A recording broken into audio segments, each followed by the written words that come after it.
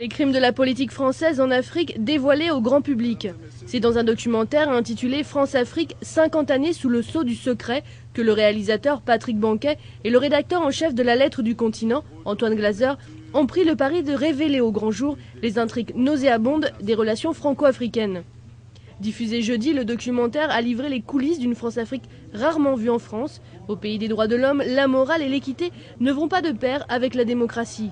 Il y avait un tabou, bien sûr, il y avait un tabou, beaucoup de livres avaient été écrits, beaucoup de choses avaient été dites sur la France-Afrique. Pourquoi aujourd'hui? Peut-être parce que ça fait 50 ans, peut-être aussi parce que le président Sarkozy a dit « je tourne la page, la France-Afrique c'est terminé ». Bon, même si on voit que dans le film c'est pas si simple, la France-Afrique d'une certaine façon continue. C'est la première fois qu'à la télévision, effectivement, ils disent ce qui avait toujours été gardé secret. 1960, 14 colonies françaises acquièrent leur indépendance. La France, dont l'objectif est de devenir une grande puissance mondiale, a besoin des matières premières dont regorgent ses ex-colonies.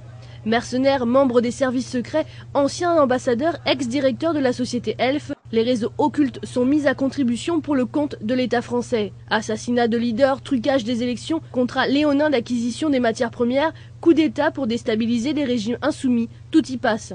Pour pouvoir continuer à avoir la maîtrise de ces matières premières, le général de Gaulle, avec Jacques Foccart et Pierre Guillaumat, va mettre en place un système de contrôle politique de ces colonies, de ces anciennes colonies, et c'est ce système qu'on va appeler la France-Afrique. Qu'ils aient des responsabilités officielles ou qu'ils aient des responsabilités officieuses, le fonctionnement était secret. Au détour d'une phrase, on apprend que le dernier président du Gabon, Ali Bongo Ondimba, avait largement perdu les dernières élections avant de se voir imposer par les émissaires de l'Élysée. Nous, on a plein d'infos, comme quoi Obama a eu 42 et Ali Bongo 37, et que c'était quasiment inversé. On a les vrais chiffres. Et bon, on n'est pas les seuls. Même l'agence France-Presse locale. Personne ne dit, mais ça me révolte, moi. Le Songo volaire réserve d'autres surprises. La suite de France-Afrique, 50 années sous le sceau du secret, sera diffusée le jeudi 16 décembre.